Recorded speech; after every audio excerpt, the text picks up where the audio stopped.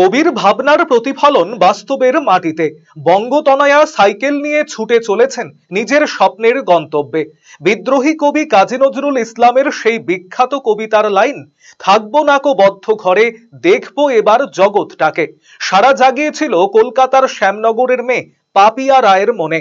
ছোটবেলায় বাড়ির বড় মেয়ে পাপিয়ার জন্য বাবা কিনে এনেছিলেন সাইকেল। সেই থেকেই সাইকেলের প্রতি অদ্ভুত ভালোবাসা এবং জগৎকে জানার ইচ্ছের ওপর ভর করে বাংলা নববর্ষের দিনে বেরিয়ে পড়েছে পাপিয়া। তার গন্তব্য নেপালের মাউন্ট এভারেস্টের বেস ক্যাম্প। দমদম থেকে প্রায় 560 কিলোমিটার রাস্তাটা সাইকেল নিয়ে যাওয়া অনেকের কাছে অসাধ্য হলেও পাপিয়া সেই অসাধ্য সাধন করে বুধবার পৌঁছে গেলেন ডালখোলায়। প্রখর রোদে বছর 35-এর যুবতীকে সাইকেল নিয়ে যেতে দেখে কৌতূহল হন ডালখোলা মার্চেন্ট ওয়েলফেয়ার অ্যাসোসিয়েশনের সম্পাদক রাজেশ গুপ্তা। পাপিয়ার মুখে তার সাইকেল ভ্রমণের কথা শুনে আপ্লুত হয়ে পড়েন রাজেশ বাবু। দীর্ঘ প্রায় 450 কিলোমিটার পথ অতিক্রম করে যখন সে ডালখোলায় পৌঁছয়, তখন তার সাইকেলে যান্ত্রিক ত্রুটি দেখেই নিজের উদ্যোগেই সাইকেল ঠিক করে দেওয়ার ব্যবস্থা করেন রাজেশ গুপ্তা। পাশাপাশি তাকে সহযোগিতাও করেন রাজেশ বাবু। এটা পশ্চিমবাংলার জন্য খুবই গর্বের বিষয় যে একটা মহিলা 400 কিলোমিটার রাস্তা অতিক্রমণ করে আজকে ডালখোলায় পৌঁছাইছে। আর উনি রাত দিন সাইকেল চালায় যাচ্ছে একা। তো এটা থেকে প্রমাণ হয় যে পশ্চিমবঙ্গে মহিলারা সুরক্ষিত।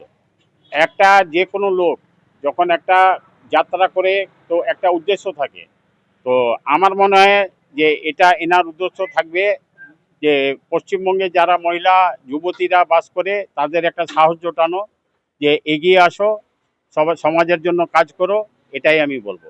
জানা যায় পাপিয়া দিনভর সাইকেল চালিয়ে রাতে থাকছে বিভিন্ন শহর এবং গ্রামের ভারত সেবাশ্রম সংঘে।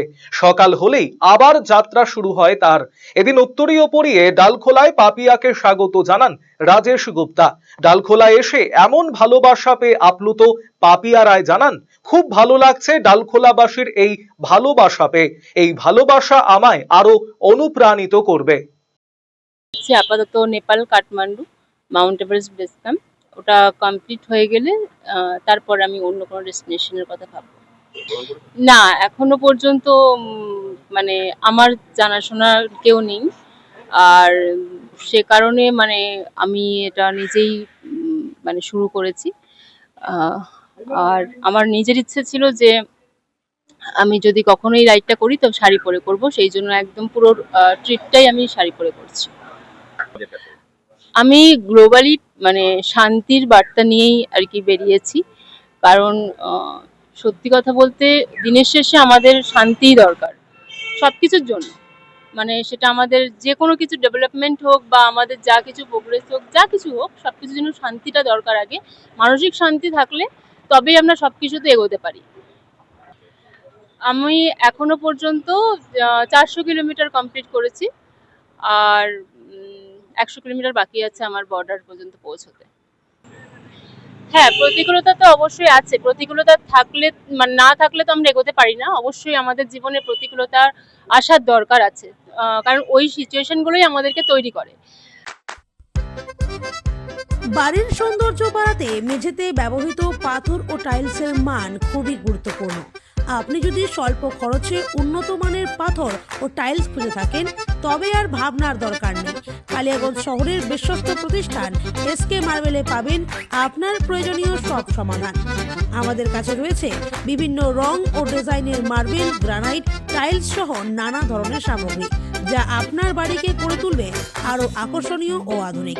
তাই আর দেরি কেন, আজই চলে আসুন এসকে মার্বেলে। আমাদের ঠিকানা কালিয়াগঞ্জ কুনোরমোড়, রায়গঞ্জ বালুরঘাট রাজ্য সড়কের পাশে। যোগাযোগ নাম্বার 9434247290।